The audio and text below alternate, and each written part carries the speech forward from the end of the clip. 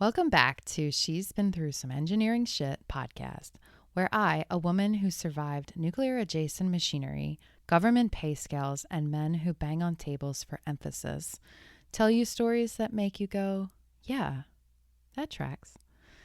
Today's episode is the full unhinged saga of my exit interview, the one where I walked in with notes and 2 years of pent-up frustration and walked out with my boss's boss literally almost tearing up. Let's get into it. So it's 2023. I'm leaving my government defense job for corporate pharma. My boss's boss, we'll call him Tom, asked me to sit down for an exit interview. I said, sure, let's do it. I show up with a list of about 6 or 7 items, like I'm about to present a TED Talk called Things I've Been Pretending Are Fine, but Actually Are Not Fine at All.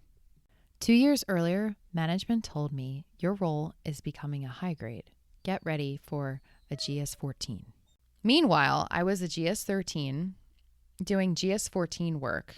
So I was the lead engineer on aircraft carrier compressed air systems. I was a civilian engineer working for the U.S. Navy. I had a secret clearance and all that. And I thought aircraft carriers were one of the most demanding platforms. Nuclear ships, really intense stakeholders, pressure that was like through the roof, and you either sunk or swim. My male colleagues who were doing the same job but just on different platforms already had high grades. So I tell Tom, you strung me along, like you and leadership in general, and I know my value. I brought in a lot of funding for R&D. I've doubled my team. I executed a lot of different upgrades to machinery, controls related, mechanical things. I trained so many different sailors on troubleshooting and maintenance and et cetera, et cetera. He nods. He looks kind of stunned, but also he was like, yeah, that's not okay. Like, we shouldn't have strung you along. Okay. So the next thing, number 2, was Tom's peer, who was, let's call him John. John was a human earthquake. He was like basically earthquake and also giving like tornado energy and also like with a hint of volcano. And he had a lot of bro energy too. He had a lot of bro energy. Chaotic, loud, yelling, screaming, banging on tables and meetings. Too many meetings I was with him, banging on tables. And I'm like, chill, dude. Chill. And it was like, you know, like in The Wolf of Wall Street when they're banging. It was like that. But like, not about money, more about like, oh my God, what's so-and-so? I'm so stressed. So-and-so is going to like freak the fuck out. I'm like, okay, dude. He also called everyone gents, and like, dude, I'm a woman. So I just feel that I don't like when people say gents or gentlemen. I feel like, okay, if there's all men in the room, that's fine. But there's a woman in the room who's also the lead engineer. So you should be a little respectful to that. And also, gents just makes me want to vomit a little bit inside because it's giving like having cigars and just like at a frat party and like at a frat, event, like with your boat shoes. Like, get out of here. Tom nods again and he agrees with me. He's like, yeah, I've seen John. I know John has done that. He did it the other day, Christine. I'm like, okay, what did you do about it? Nothing. Okay. That's my point, Tom. You got to do something about it. You got to talk to him. You have to tell him that you're in a professional work environment. And he said some other crazy shit, but I can't remember because I like tend to black some stuff out. Okay, so the third thing was the talk about, like, we were talking about diversity and inclusion. And Tom really liked to say during our quarterly all hands, oh, like, I don't really see any problems within our department. He's like, yeah, I feel like things are great. Okay, Tom. And that's your perspective. Cool. That's your experience. All right. Man, I love that for you. I wish that was for me. I wish that was the case for me and all the other women in the department and minorities. But okay. Of course you don't have any problems because you're a white man who's never been sexually harassed or underestimated or called sweetheart or got mistaken for the admin when you have a degree in engineering, etc., etc. So I told him, Tom, I think you need to like peel the onion a little bit and check in with people who aren't as represented, and not just on the surface level, like, yay, women engineering. Cool. Okay. More like checking in, like, how are you really doing? Because people will open up when they're in a safe environment.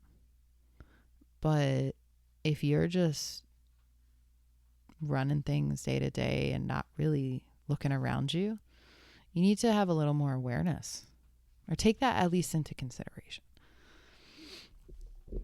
And I also said, like, I recommend talking to your high performers, especially women, because women tend to be like superstars, especially in engineering, when, you know, we've been undermined and we feel like we have to prove ourselves and we work 10 times as harder as our male counterparts and colleagues. So check in. I said I would check in with your high performers, women, minorities, and, you know, a lot of people that are high performers there's a lot other stuff that's going on underneath the surface, and they might seem like everything's okay, but they might not be okay.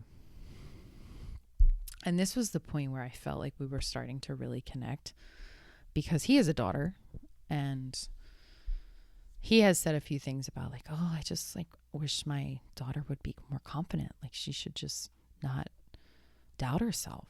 And I'm like, dude, I wish it was that simple. I really do. But it takes time, and you have to really apply some Jedi mind force to master, like, showing up confident. And there's so many different definitions of confidence, and everyone has their own version of it. So that's a whole other episode. So he starts to, like, tear up, and I feel like, okay, like, you're not a bad guy. Like, I'm like, you're a good person. These are just things I want to gift you this. Like, I want to be honest. And we were starting to really, like, he was very open, and I give him a lot of credit. He set up an exit interview with me, and he was taking notes too. Oh, I forgot that. He was genuinely taking notes, which I thought amazing. I love that. You're actually going to, like, put pen to paper and you're listening to me. Okay, so the last oh no, I have two more things. So the next thing was, so I went to, things started going from, like, mildly concerning to, like, kicking it up a notch. So I was in San Diego a few months prior to this exit interview, and my colleague and I were out there for almost 6 weeks, and we were doing 2 different upgrades on 9 different pieces of equipment, like, all the same, and so that was 18 upgrades. One was controls related and one was mechanical. And we had a team of electricians and mechanics that were helping us. And things were crazy. We had prepped at least a year in advance. We also had a lot of lessons learned from another ship that we had done. This was like the second time we were doing this particular upgrade after a prototype that passed everything, all the qualifications. So I was against doing it in this short amount of time. We had done it before, but we put way too many resources on it, and I didn't think it was a good idea. Leadership disagreed. Which is okay, whatever. So I was like, okay, this is going to be really tight, and things have to be like, our I's got to be dotted. Our I's got to be dotted, and our T's have to be crossed, and all the things. So I was sleeping like 4 hours of sleep every night. I was wired up. I was basically going to the ship every day when it was dark outside and leaving when it was dark outside. I was also training for the Broad Street run at the time, which I was really excited about. I had never ran 10 miles straight, and I was up to like 7 or 8 miles, or actually I think it was like 9 miles in my training plan. But then things were just so crazy that I had to, I was like, I can't take another thing on my plate at this time. It was like less about physical and was more mental stress. So I was like, man, I was kind of bummed out that I wasn't able to do that race.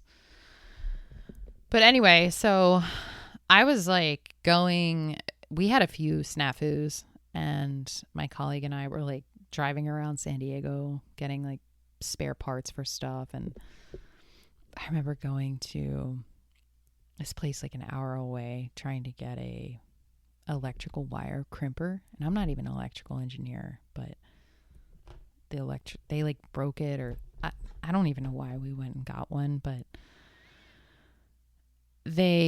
our electricians team needed us to go out and get some stuff that after some things that went wrong. But yeah, I felt like a feral raccoon. Like, it was crazy.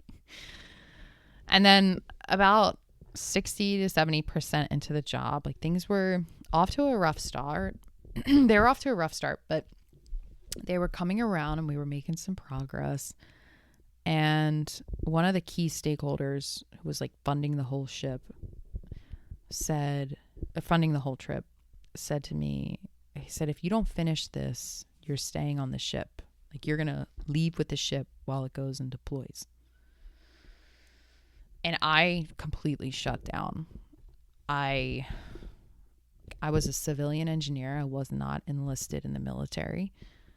And there was a lot of blurred lines between civilians and military personnel. And a lot of civilians were ex-military. So the lines were kind of crossed a lot, I felt. And I told Tom this. I said, like, that is something that culture, I think, really needs to change here. So yeah, I lost it. I went back down to like the decks of the ship after this phone call. And I just completely broke down to my colleague. And he's a dad of a daughter. And he was so sweet to me. Like, he really handled it well. And I was like, oh my God. And this is after like being sleep deprived, stressed the fuck out, being away from home. I missed like birthdays of family stuff, and everything just boiled to the top, you know? So I called my boss. I was like, this is not okay. Like, I feel so threatened by this. Like, I'm really scared that this is going to happen. Like, this is so unnecessary. Like, I could see if it was a emergency. Like, I had flown to support deployed ships all the time. Like, my team had done that all the time. Like, that was like part of what we did. But that was like when something failed, and they were, you know, losing redundancy. And so that was if that was the case, that would have been a no-brainer. I would have said, hell yeah, okay, sure, whatever we got to do. But these two upgrades that we were doing were more for like improved reliability for the lifespan of these machines.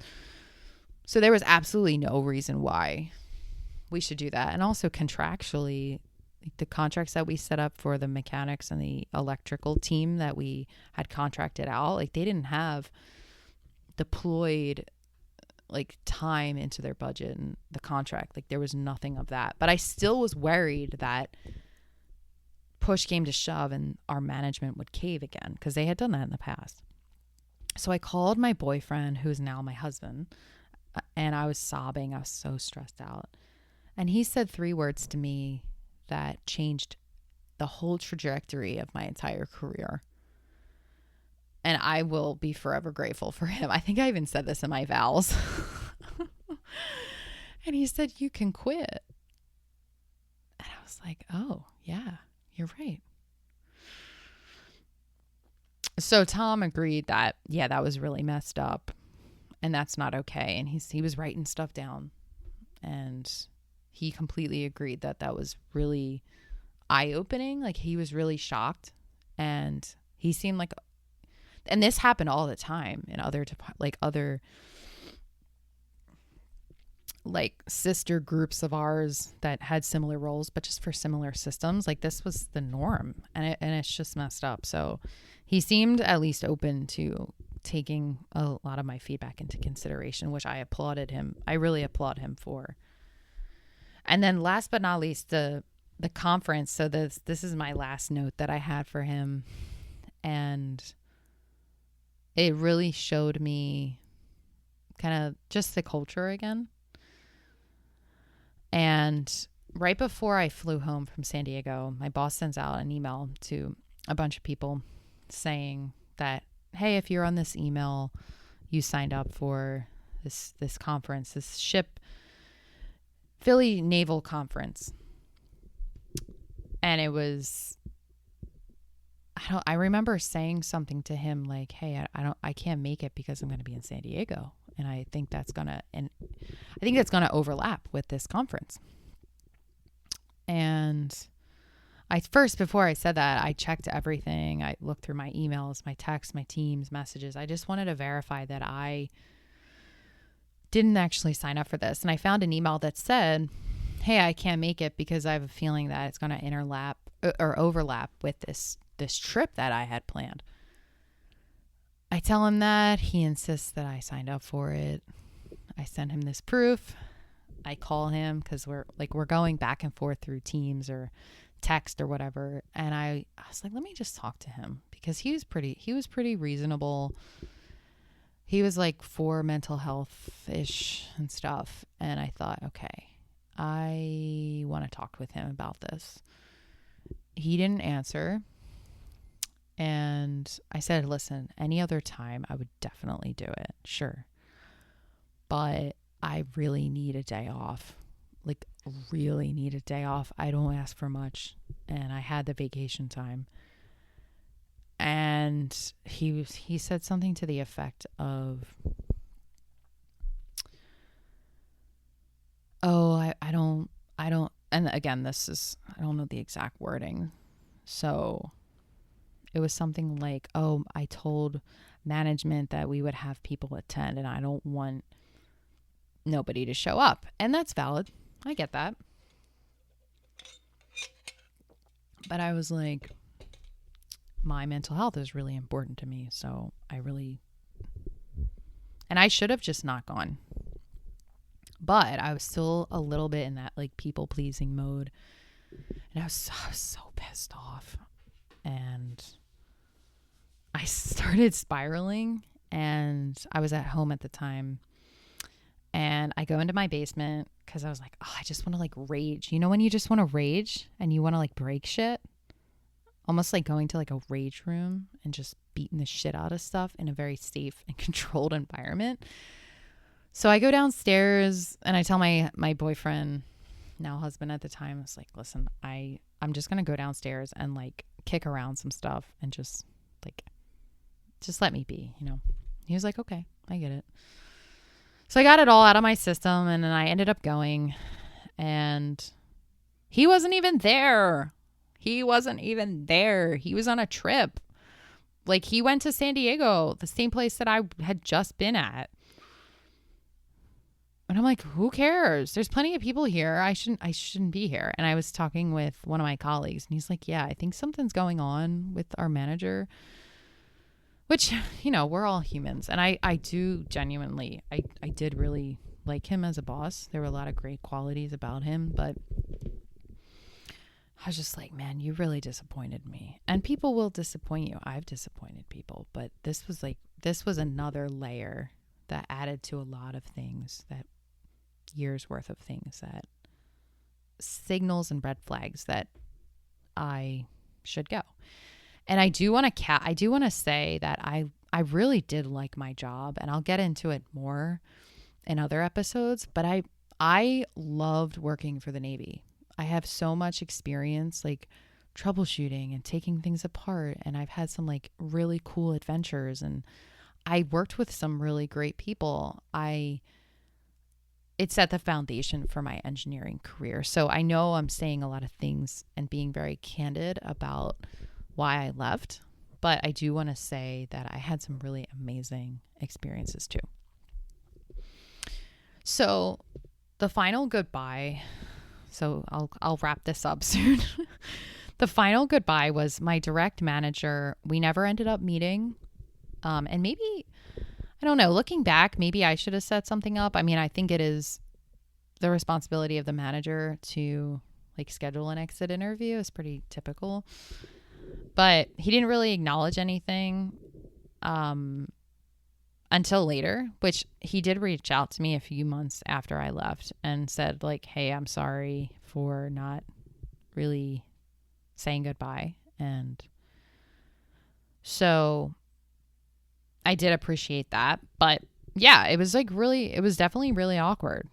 And however, looking at things from his perspective, he lost 3 or 4 people before I left. He left, like 3 other people in our department left. And he was like, they went to corporate, and he was saying, he was kind of messy. He said stuff out in the open to everybody, like in the office, him and this other manager. And he was like, yeah, the grass isn't always greener on the other side. And you might get paid more money, but you're not going to have the flexibility and the stability of the government and blah, blah, blah. And he was like kind of talking shit. And I get that. Like, yeah.